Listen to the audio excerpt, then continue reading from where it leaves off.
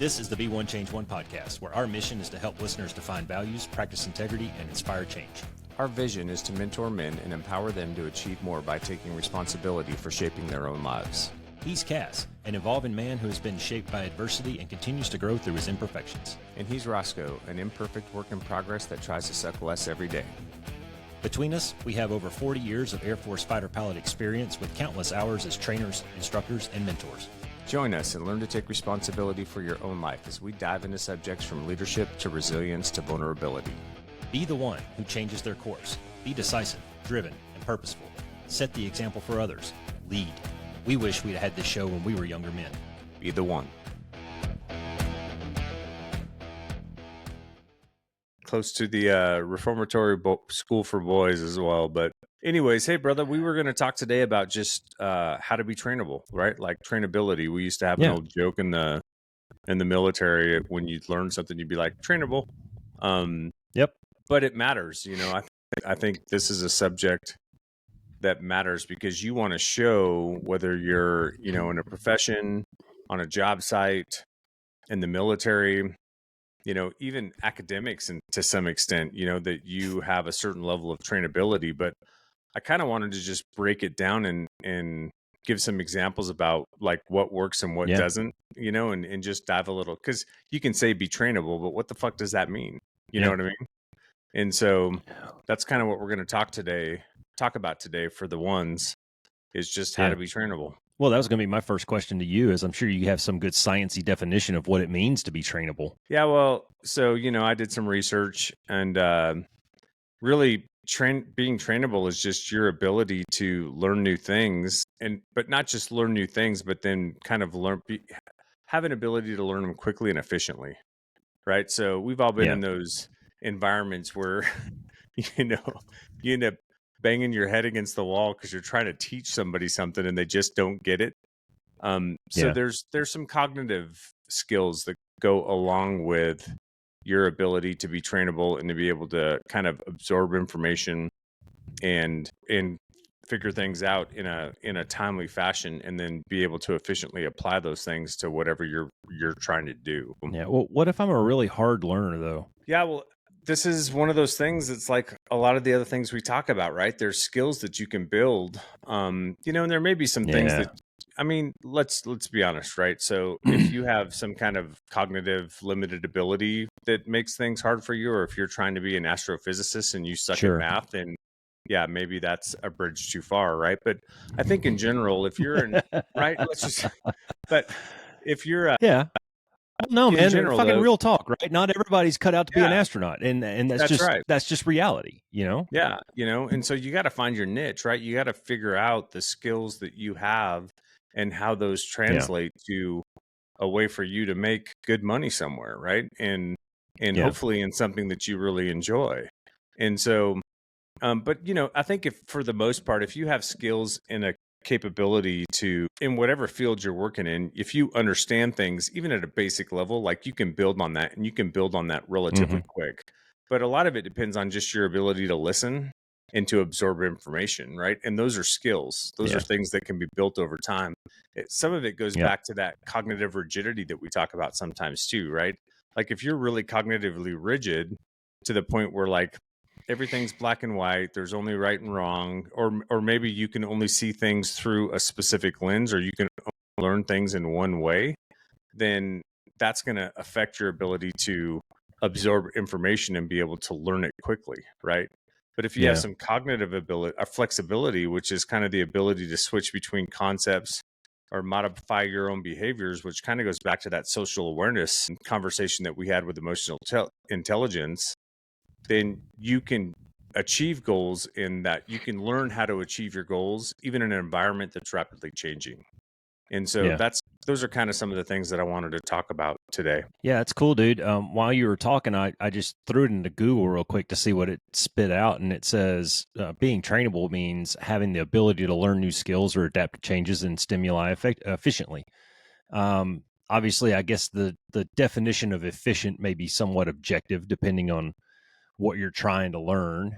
But as you were talking, I was thinking about all of the points and all the things that we talk about on the podcast, and these same themes keep coming up over and over and over again. You said something about finding your passion, finding the things you're good at, and I believe that maybe we want to start with genuine curiosity. I used to tell my kids when I was coaching them, and these are 10, 12, 14-year-old kids, and I would tell them, I was like, hey, everybody's got a talent. We just have to find yours. And that's kind of a process sometimes. And Yeah. sometimes it's a process of elimination, and you have to be curious, and you have to keep trying things because you're not always going to get it right. Now, I'll use the example when I was learning to play guitar, right? I bought a guitar for $150 and I bought a book by Roger Evans, and it was called How to Play Guitar. It doesn't get much more basic than that, right? And it was a picture of some chords and some techniques on how to hold a pick and shit like that. And I skipped class in college for 3 freaking weeks to learn how to make 3 chords. It took me 3 weeks to learn 3 chords to where I could switch them without looking. And then I started playing guitar with some other people, and dude, I sucked. It was terrible. It was really bad. But you know what? It was a process, man. And here I am 20, I don't know, 30 years later, and I can actually play halfway decent. Yeah. But it started with the first time I pick up a guitar, it was like clunk, clunk, clunk. It sounded more like, hitting a tire with a sledgehammer than it did playing a guitar. But that doesn't mean that I sucked at it. That just meant that I need to put a little bit of time in it. I truly had a belief that I could learn this because my family had a history of musical talent. And I thought that, well, if my grandfather could play and sing, well, maybe it's in my blood somewhere too. Luckily, I didn't get discouraged in that first week when it sounded like ass and put it away and never pick it back up again. Yeah. Yeah. And I think that's a great point because, we've talked about this a bunch, especially if you're a younger guy. Go for things, try things that you may be interested in and see if you can figure out something that clicks for you, right? Because we've also talked about the fact that sometimes knowing what you don't want to do is just as important as knowing what you do want to do.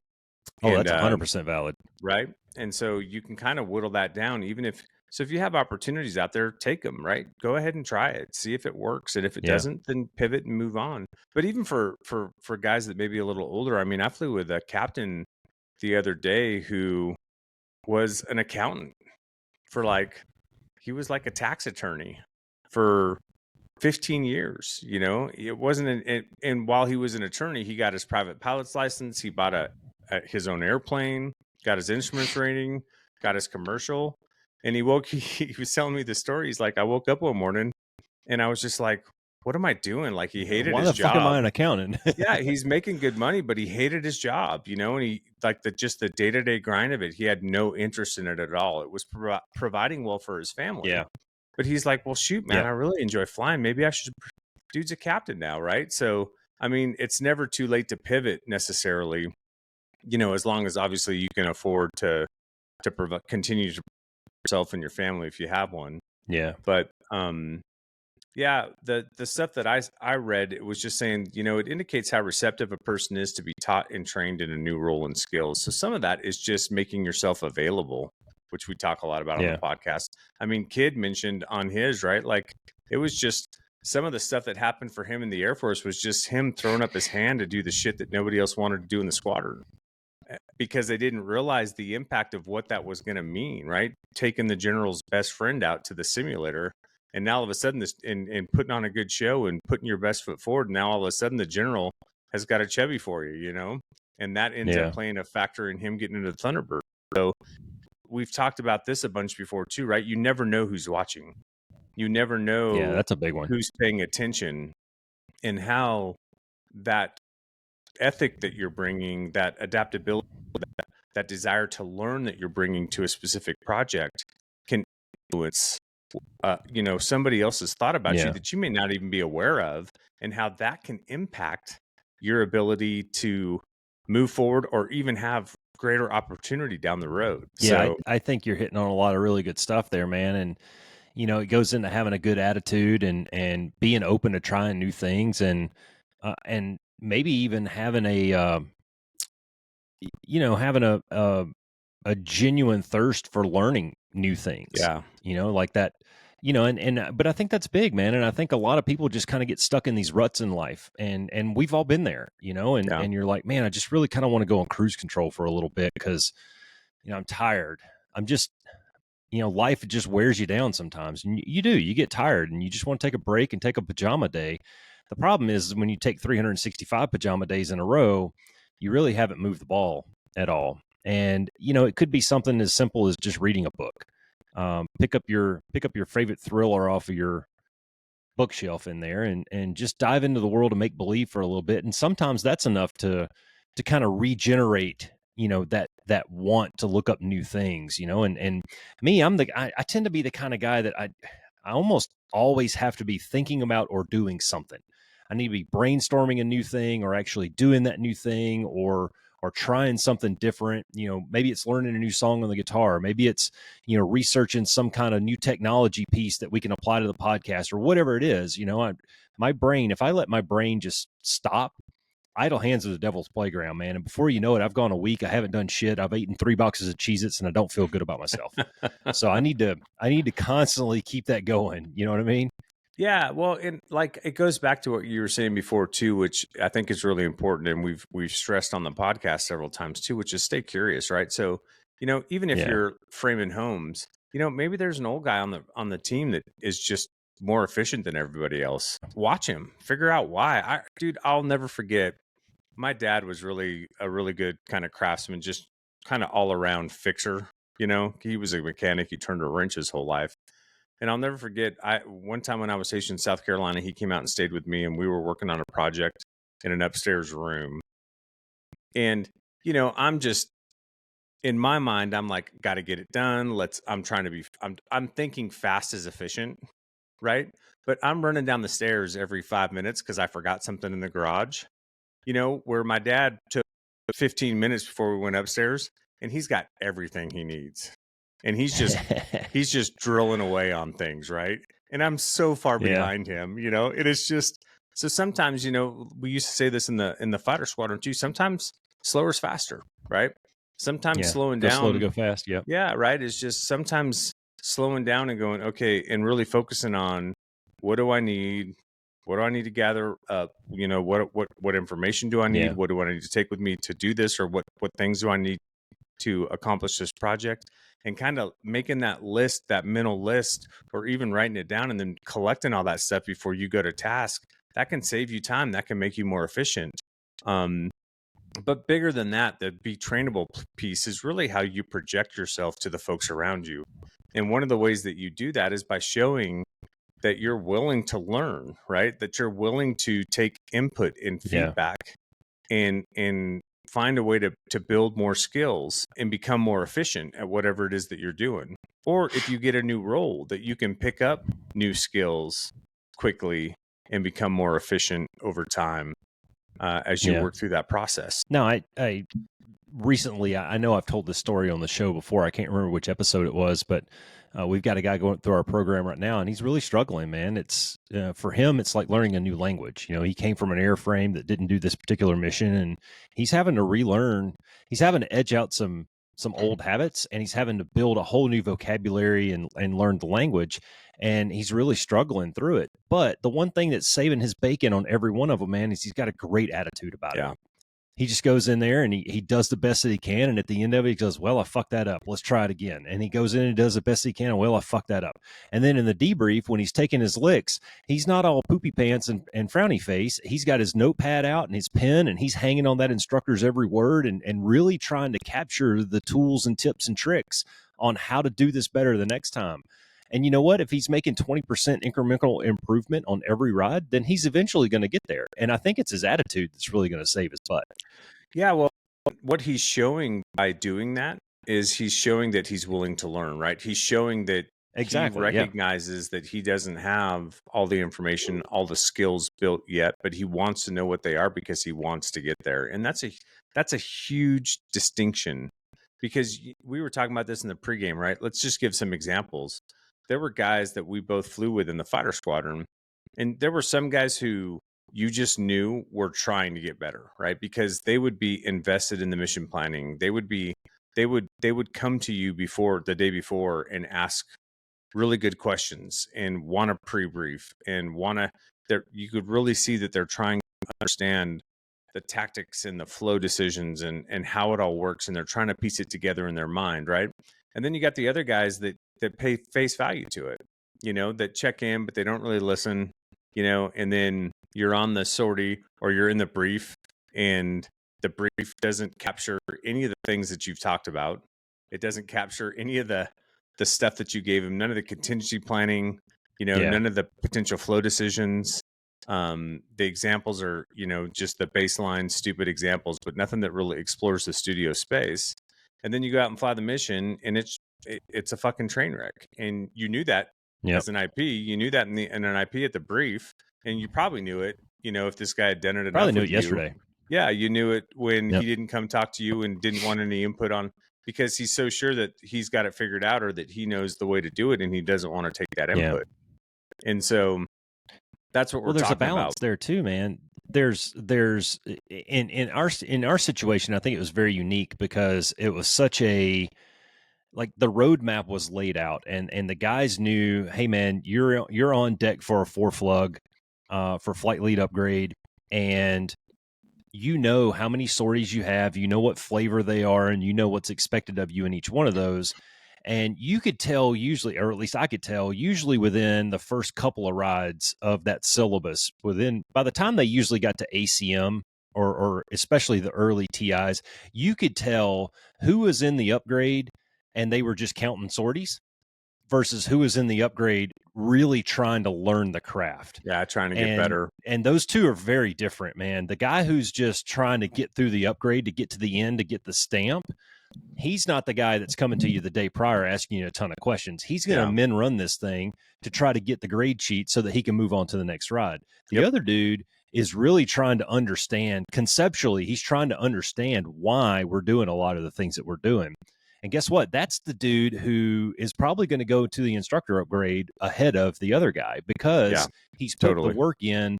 He's put the work in on the front end and learned the stuff, and can't stress this enough to the listeners. First of all, our environment was rote and it was canned in a lot of ways, especially when it came to the upgrade processes and the expectations and the standards. So you could kind of foreshadow a lot of this stuff. The other thing is, it ain't always pretty. It's not always going to be unicorns and pixie dust. Sometimes it's going to suck, and you're going to walk out of a debrief with a black eye. And we've all got X's on grade sheets in our past to show that, man, we really screwed that up. It's time to go back to formula in the way that I think about this. Yeah. Well, and I think that's another good point in what you were referring to, but didn't state specifically, was like ego, right? Like, dude, if you got an ego or if you're insecure, get over it.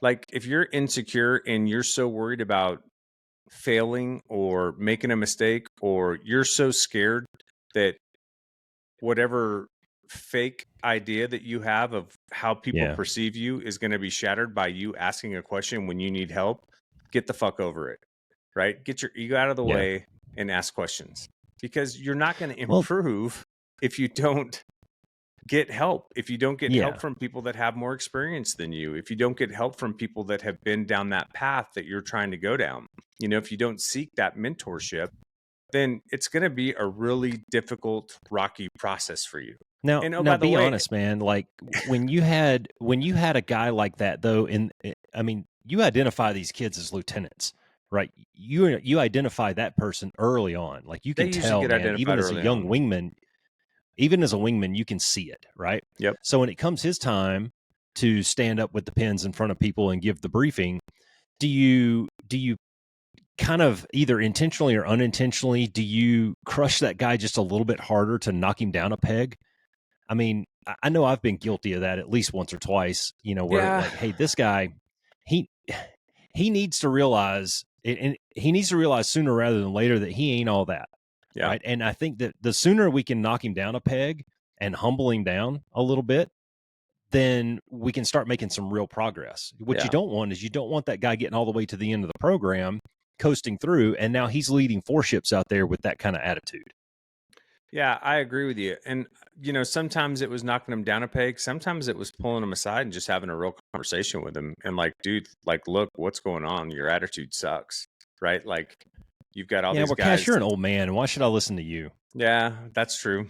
Um, You know, and but that's the point, I know what right? I'm Like, doing. if you're one of those guys that thinks that and believes that, then you're not a very trainable person, right? And That's right. and and here's the thing too, like in the fighter squadron, sometimes that feedback was pretty harsh.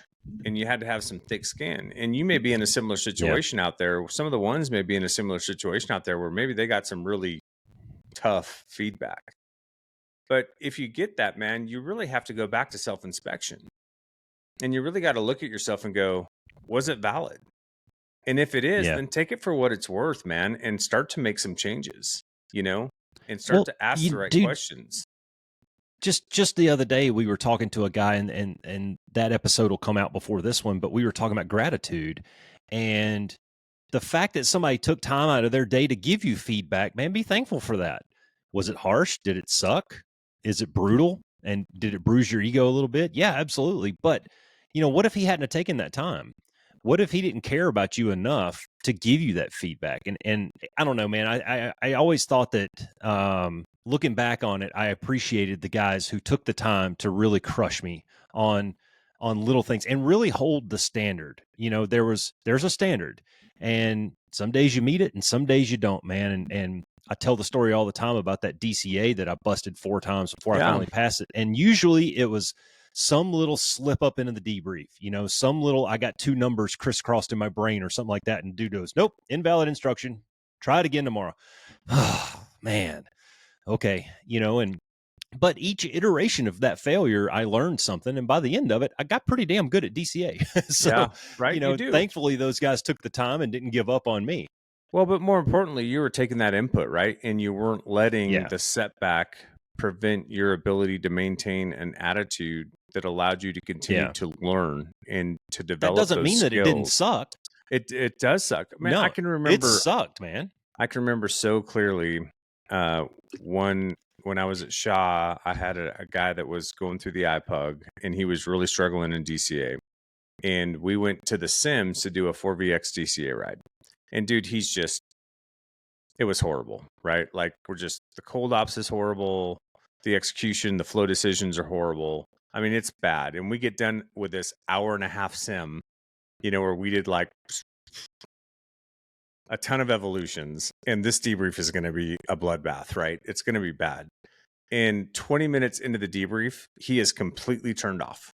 Like, I can tell he just wants to get this shit over with so he can Just wants it to leave. be over with. Yeah, he Yep. just wants it to be over I know I with, busted right? this one. I need to get out of this Yep. building. And he Yep. knew because it was Yep. horrible. And it wasn't that he didn't want to learn, but he's super frustrated at this point, right? Because he keeps making the same execution errors over and over again. And so I remember I put it on pause. I cleared everybody out of the room but me and him. And I looked at him and I go, look, dude, I know you're frustrated, but what I need you to do right now is give me the best possible debrief you can give me. We got to pull the lessons learned out of this. We've got to figure out what those issues are because you're not going to learn from this if you don't take the time to figure out what those things are and how you can improve and apply that to your next event, And he hemmed and hawed and everything. And, at the end of the day, he gave me a pretty good debrief.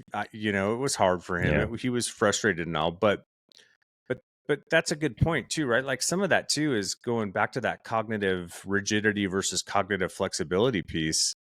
If you're a cognitively flexible person, one of the things that allows you to do is recognize maybe when you don't have all the answers or when you need to ask for help or when there may be a better solution to solving a problem than maybe what you're seeing, right? And that's where you can rely on teammates. You can rely on the people around you, mentors above you if you've established those, because you've got to learn new skills or ways to accomplish goals and overcome challenges that allow some flexibility, right? We've talked about this before too. If you're that cat who it's my way or the highway, then you're fucked, man. I mean, I don't know how else to put it. Like you're screwed. Because cognitive flexibility also leads to higher stress resilience and enhanced creativity. And think about that for a second.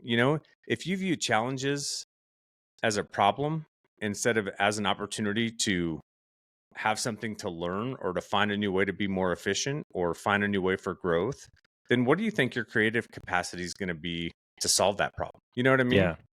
Well, you know a couple of the kind of bigger projects that I'm working on right now, man, and you're 100% right, dude. Um that hunger to learn new things, right? To learn how to do this maybe a little bit better, or tweak this here and try that, see how it works. Or maybe I'm missing a piece and I need to go talk to somebody to see if I can find that, or at least get a direction to look. And I've leaned on Katie for some ideas of how to make this just a little bit better and fill in some of the stuff around it. But I think if you go into it and you go, nope, I know exactly what I'm doing, I'm going to do this, even though you've never done this before, right? Keeping in mind that this is a project I've never done before. And if I went into it with the idea of, no, I got this, right? I don't know. I think you're just setting yourself up for a big letdown in the end, because undoubtedly there's somebody out there that has a little bit more experience, or maybe has seen this before, or at least has another resource that they can point you to that's going to make your end product better. Yeah, or make it more efficient, right? Like when you were talking to Scott the other day about the different programs that are used for things, you know, maybe what he's discovered is more efficient than what you've been exposed to at this point, but you'd never know that if you don't ask the Yeah. question. You know what I mean? So, yeah, man, I think those are all very valid points, right? Like just ask questions, stay curious, Yeah. seek input, take input, right? That's a huge thing. Like a lot of times we don't Yeah. like feedback unless it's positive. And you got to take negative feedback, boys. That's just, if you want to get better, you've got to take negative feedback that's Yeah. valid. And then you've got to figure out ways to incorporate it to make yourself better.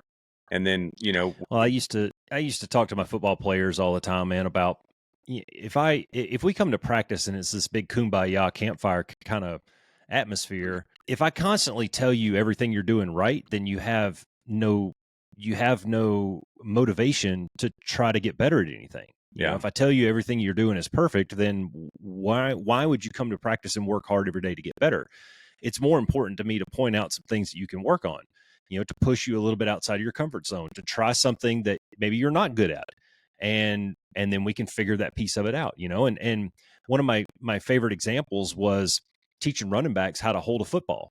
These are kids who have been maybe playing football in the playground since they were 6-7 years old, and then they come out there to a football field, a real football field with real people trying to tear their heads off, and it's a different ball game. And they're like, well, coach, I've been carrying a football and this is how I carry it. No, this is the proper way to carry a football. I need yeah, 4 points of contact. I need you to hold it here, here, and here, and some of the guys were receptive to that. And some of them really tried to focus on doing the technique correctly, because when you do the technique correctly in practice, that translates to game time, and you're doing it correctly because you've practiced it so many times. Now you have less fumbles. We possess the ball longer. We win football games, et cetera, et cetera. You see the ripple effects of this, right? But then you got these other kids who come out there and you're like, oh, whatever, coach, I know how to hold a football. So, in the pregame, we kind of got off on the nature nurture type thing. And I think there's potentially an interesting discussion in there about some people are probably just more predisposed to being trainable than others. And maybe it's an ego thing. Maybe that's the piece of it that's their barrier.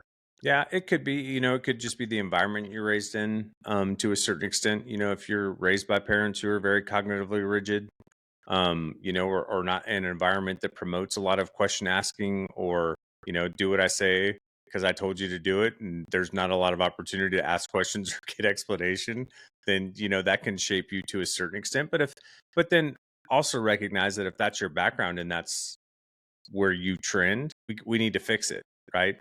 Like we need to open up that aperture a little bit and find ways to be able to take feedback, to have the courage to ask questions when you need more details or Yeah. explanation around something so that you can understand it fully and execute well. So yeah, I agree with you, man. I think the nature nurture piece can be a big role in that. And it kind of goes back to, the similar comments that we've had on the podcast before about messaging and some of those things that you receive when you're younger. And at some point you've got to find a way to break Yeah. free of some of that stuff, right? And just kind of set out on your own path so that you can set yourself up for success. Because those things will hold you back. Yeah. I had this one kid that came to me and him and his dad showed up like at the first practice, and we were talking and, hey, what position does your kid play? Oh, he's a quarterback. Okay, cool. So we lined up all the people who wanted to be the quarterback and we basically did quarterback tryouts, and found out really quick that this kid had a cannon for an arm. The problem was he couldn't throw it to a person. And I kept working with him and saying, hey man, like you got a lot of raw talent here, but we need to work on technique. Like there's a lot of technique involved in your throwing motion that you're not getting, and your drop backs that you're not getting, and your footwork is terrible. So we need to do a lot of work on these other things. Arm strength, got it, check. Okay, but there's more to being a quarterback than being able to throw the ball 100 yards. All right. Look at a guy like, I don't know, look at a guy like Peyton Manning. He didn't have the strongest arm in the league, but the guy had all the other stuff. Yep. He wasn't a great runner, but the dude was like super smart and prepared, and he could read defense as well. So he Good played to his football strengths, IQ, right? Do I good need to be able to accuracy. throw? Like, you saw that clip years ago of Michael Vick throwing the ball like 80 yards in the air to a receiver. Like the dude had a freaking cannon, man. He could throw it almost the length of the entire football field, Yeah. right? And sometimes he could do that on the run. Peyton Manning didn't have that kind of arm. He definitely didn't have Michael Vick's legs, but he had other talents that he played to. And so I'm trying to talk to this kid, and I knew the kid's dad, and I know that the kid's dad was telling him the same stuff. So I can't imagine that the messaging he was getting behind closed doors was that much different. Yeah. For whatever reason, this kid just thought he was the cat's meow, man. And he just would not take the coaching. He would not take the coaching. No matter how many times I ran him through the drills, he just wouldn't do it when it came time to either go live or scrimmage or in a game if I put him in. And for that reason, he rode the bench. Yeah. Well, and He there's the just, outcome, right? There's the outcome. exactly. I If you mean, don't want to be trainable, guess where you're going to be? You're going to be on the fucking that's bench, right. right? You're going to be Yep. the guy that gets passed over, because you've shown that you don't have that ability. So Roscoe, what are some? As long as he was throwing bombs down the sideline, he was happy. Yeah. But when it came time to do some of that other quarterback shit, he shut down. He wanted out. Yeah. And part of what we're talking about too is this is to help you be more complete, right? To have to be more well-rounded in whatever pursuit you're going after or whatever job you may be filling.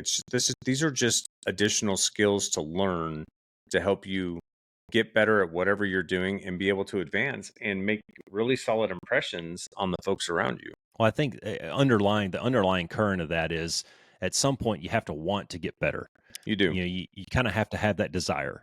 And if you don't have that, if you're just going through the motions, well, then probably none of this applies to you right now. But hopefully you get to a point in your life, whether it's through age or some promotion or some other opportunity that opens up. Hopefully there comes a point in your life where you want to get better at something. You want to succeed and get to the next level or whatever it may be. And that's where all this stuff I think will come into play. So can you think of some ways if we have listeners out there that may be struggling with ways to increase or test their own trainability, can you think of anything that they could do that could help them? Dude, we talk about these things. We talk about these things all the time. And the first thing that I would say, and this is something I fucked up for a long, long time, is never pass up the opportunity to shut the fuck up. Right? If you go into a situation thinking you're all that, sooner or later you're going to get proven that you're not there. Right? If you're an entry level guy, we take the lieutenant as an example. He's a brand new wingman. If he comes in there walking with his chest out, dude, he's probably going to get housed in the next 4DX ride. He's totally right? going to get a house. And yeah, and nobody's going to laugh at him, at least to his face, not right off the bat. We're waiting until after the debrief, but everybody kind of sees that kind of stuff. And for that kid, I would say, man, just sometimes it's better to just shut your mouth. Actions speak louder than words anyway. But who is it? I think it was Seneca said, you got 2 ears and one mouth for a reason. Listen twice as much as you speak. Yeah. Right. So this is a lesson. And trust me, listeners, I know we probably got some listeners that know me from my past. I'm a hard learner when it comes to this. All right. I need to shut the fuck up more often. I still struggle with this. But one of the cool things about this whole self-inspection bullshit is you become cognizant of it. You become aware of it. And now I can consciously think and go, okay, now's a time where I need to shut the fuck up and listen to what this person is saying. It may be completely wrong and invalid, but I'm at least going to listen to it and see what it is. Yeah. And communication, I think, is a great example of a skill that you can build that can help with becoming more trainable because, communication isn't just about your ability to convey a message or to be succinct when you speak, but it's also about practicing active listening, right? It's about listening intently to someone so that you can respond meaningfully to what they're saying, or that you can, so that you can take the feedback that they're giving you, right? That Yeah. goes back to the EI stuff that we talked about. Another thing that you can do to improve this is, if you're at work and there's opportunities to take courses, even if they're maybe outside of your domain to a certain extent, but they're, no harm, no foul, they're free or whatever. Dude, don't sit on your ass and not do those things. Like, take those things, like expand your aperture, expand your knowledge base Yeah. and your skill set, right? Because that will help you be able to understand more, right? And then you'll start to be able to ask. Yep. It may generate a certain amount of curiosity for you when you're in a meeting and now you've got a little bit of knowledge about something that's happening that may be outside of your domain, but you can ask really good questions about it, and you start to see where things kind of line up and Yeah. play off each other, or where there's, parallel interests where you can build some synergy between different departments, and now all of a sudden you're a rock star. You know what I mean? Yeah. So that's No, another thing I that you can 100% do. agree, man. And I think that that one kind of goes kind of dovetails into practice with intention. When you sit down to do a task, whether you're a to-do list kind of guy, or you just kind of know that this is my daily battle rhythm, or whatever it is. I kind of tend to be a mixture of both. I have my daily battle rhythm, but during that there are a couple of things that I want to get done by the end of the day. And if I say I need to go and I need to work on this one project and get this one piece ironed out, well, when I sit down to do that, man, everything else kind of takes a side street for a second, and I'm focused on only that. And when I sit down to play my guitar, sometimes I just free play, man. I just want to sit down and jam for a little bit and get it out of my system, feel good, and get up and walk away. But then there's other times where I'll sit down and be like, dude, I'm going to sit here for 15 minutes and I'm going to learn this damn lick. And that's my goal. Does it always work? No, not necessarily. Maybe it's a really hard lick that I've been working on for a long time. But it's those kinds of things, like practicing with intention gives you a purpose of why you're doing the thing that you're doing. And I think that that opens you up a little bit more, makes you focus just a little bit harder on what it is you're trying to accomplish in that moment. Yeah, I totally agree with you. Another thing you can do is, if there's shadowing opportunities, go shadow somebody, especially somebody senior to you, Yeah. and see how they approach problems, see how they handle issues, that the way they carry themselves, the way they talk to people, the way they convey messaging, things like that. If you're somebody who's in a work role where, you have to give presentations and you're not good at giving presentations, don't be the guy that goes, let Sally do the presentation because she's better than me. Do the fucking Yeah. presentation and suck at it. It's okay. You're not going to get better until you practice those But skills, but right? by doing that though, you open up the opportunity for feedback. That's right. And So to you learn have how to to be try the better. shit. It's like, and it's like this, man. I was telling a guy the other day who had a pretty bad sim, and he knew it was bad. We came in, we're kind of laughing before the debrief started, and I said, dude, like, this sucks, man, because the debrief is the one part of the sortie that you can't practice Yeah. until you do the event. Like, I can Yeah. practice the brief as much as I want. I can go to the sim and practice the execution. I can chair fly it. I can do all this stuff, but I can't practice the debrief until I'm standing up in front of people. So you have to do the thing before you can do the thing, is kind of what you're Yeah. saying. Yeah, absolutely. Right. So, Yeah. test yourself, push yourself, go in a conference room and practice by yourself, learn how to Yeah. build better slides, how to get the timing and the pacing down, how to get the Yeah. Yeah. relevant information out. Like, those are just skills that you can build. And it's hard for some people, but dude, if you try to Yeah. avoid doing it, you're never going to get better at it. At some point, you just got to step out and do it. Well, Tyler was really struggling with this exam. It was an oral exam that he had to do for his police academy training, and it's something like they have to recite something like some creed or something really long, and um, he was really struggling with it. And I told him, this is the way that I learned how to give a good formal briefing, was practice in front of the mirror. Yeah, I'd go and I'd stand in front of the mirror and I'd start giving my motherhood briefing, and you learn your little ticks, you and you do. learn when you're not making eye contact, and you learn when you have to go and reference your briefing guide or whatever it is, and you start to develop this this awareness of yourself and what you're doing, and it helps you be in that moment just a little bit more, I think. Yeah, well, think about when we were young men going through the iPug, you know, and your instructor would sit there and count how many uhs you made or whatever your pregnant I pause still do was that, when dude. you were looking for words, right? And then you get into the debrief, you hand him the pins, he's like, be like, dude, Yep. you said 42 times in your brief today. Yep. Knock it off, right? And then I, and I, I I've had people where I stopped counting the uhs and ums and I started counting the double ums. yeah, It was that bad. and you're not even aware Yeah. of it, but it's valid feedback, right? And it's just an opportunity to make Yeah. it better, right? Because if you're saying 42 times in a 50-minute brief, you probably just lost about 3 minutes of time that you could have Exactly. used, you know, Yep. on explaining your tactical game plan or your tac admin or whatever better. So they're just things to Dude, learn. And then I remember I was a young lieutenant, man, and it was like a BFM sortie or something, and my squadron commander was the one that says, "Hey Roscoe, I want you to brief me. You got 2 minutes to brief us on what all the different AIM 9 tones mean." Okay, cool. So I went and did the research. I had my little note card and I got up and I gave the brief and everything. And at the end of the debrief, he goes, "Hey man, I just want to give you some feedback on your brief. It was good. You know, all the information was there, but you're a fidgeter." And I said, "Well, what do you mean?" He goes, "Dude, you gotta empty your hands yeah, when put you your pen brief, down. because if you have a pen in your hand, you're gonna twist it. If you have a clicky ink pen, you're gonna click the lid. If you have a piece of paper, you're gonna do origami." No shit. True fucking story, dude. I had the same conversation with a guy going through the iPug like 2 weeks ago.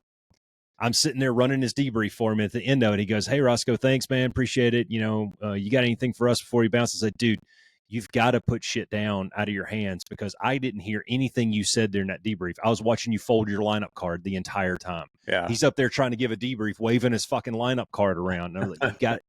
So the point is, though, is when somebody identifies that to you, don't take it as a personal attack. Take it as like, "Oh shit, man, I didn't even realize I was doing that." Next time, to the point now where when I give lectures, I take my badge off, I empty my pockets, and I stand there a lot of times with my hands clasped in front of me to this day, because Dano gave me that very pointed feedback. And he wasn't a dick about it. He was just Yeah. pointing out, "Hey man, stop making paper airplanes when you're giving a brief." Yeah. No, that's valid, man. I think another thing that's important to point out too is kind of the difference between hard skills and soft skills. So I don't think we've talked about this specifically on the podcast yet, but you know, hard skills are like those technical skills that you learn that are usually specific to a job, right? Where the soft skills are Yeah. more, you know, more on that social awareness EI side, the relationship building, the communication, the teamwork, problem solving, leadership. And my point in bringing those things up is, dude, you may be a complete expert in what you do. Like technically, you may have a lot of really awesome skill. Mm-hmm. And But if the you're an perfect, asshole, well, that's just it, right? So the perfect example of that for us growing up was, remember the old asshole patchwear who was really fucking yep. awesome in the jet and knew everything, but everybody was afraid to ask a question to Wait, what because was his name? Cooper? no, Thought because you, thought I remember that yeah, no, guy. but right, there were those patches like people wouldn't go ask questions to because people were Yeah, afraid because they were assholes. They were dicks when you asked a yeah. question. He's a grumpy old fuck. Um, Yeah, you know, I remember one time in particular seeing a patch. I was getting ready to go to weapon school, and I was over at another squadron going through a WIC spin up ride, and they were going through basic surface attack with their students, and they were trying to dial in the jets, right? So they were giving them coefficient sheets to fill out and all this stuff. And I know this doesn't mean anything to the listeners, but one of the students came back and he didn't fill the sheet out correctly, probably because he was too afraid to ask how to yeah, do it right. And he hands it to the weapons officer, and the weapons officer just looks at it and he goes, "Dude, you're a fucking idiot. Get out of my face. yeah. Like, you didn't even fill this out correctly."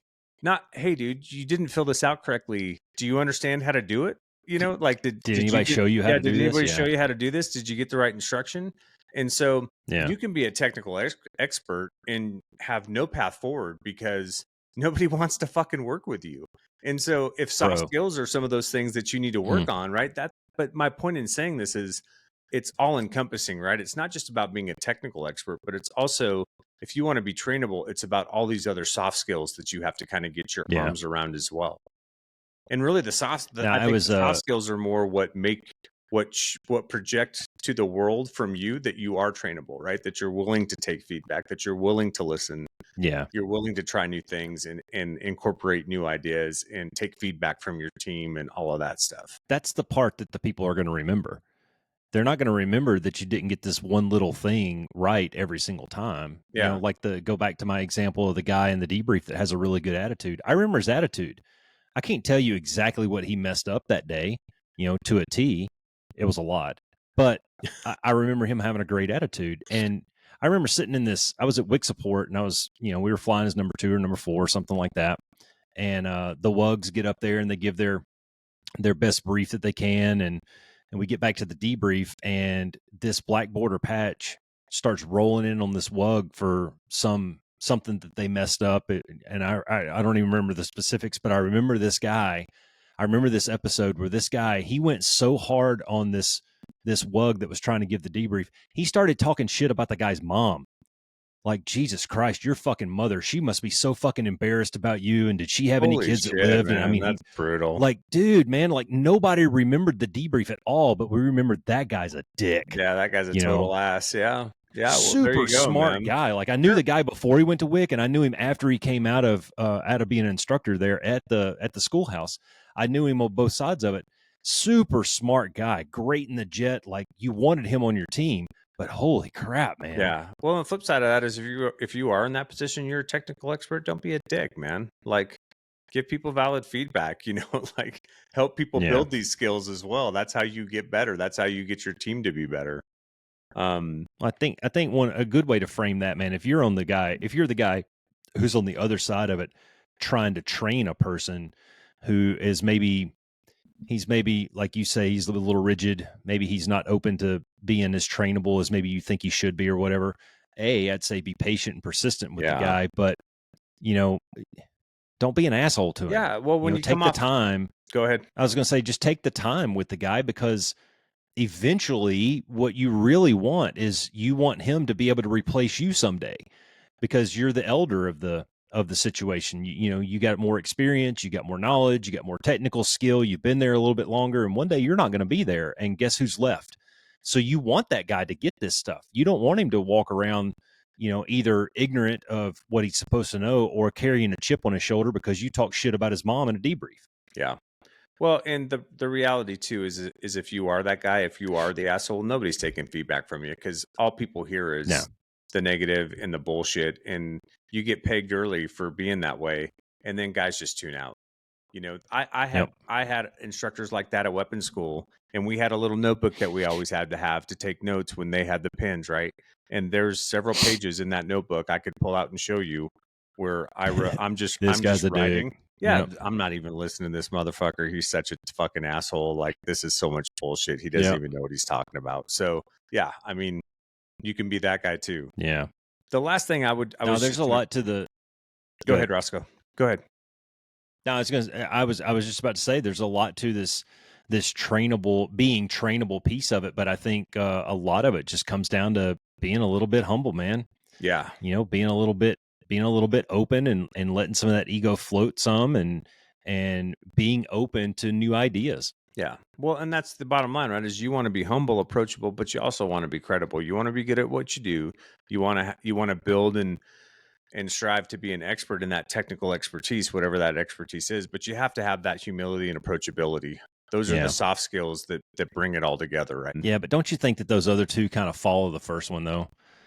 Well, yeah. I mean, if you're a humble person, if you're the kind of person who, anyways, right? If you're the kind of person who walk softly, carry a big stick, genuinely want to see people get better, genuinely want to take the time to help a guy out and help him really understand something.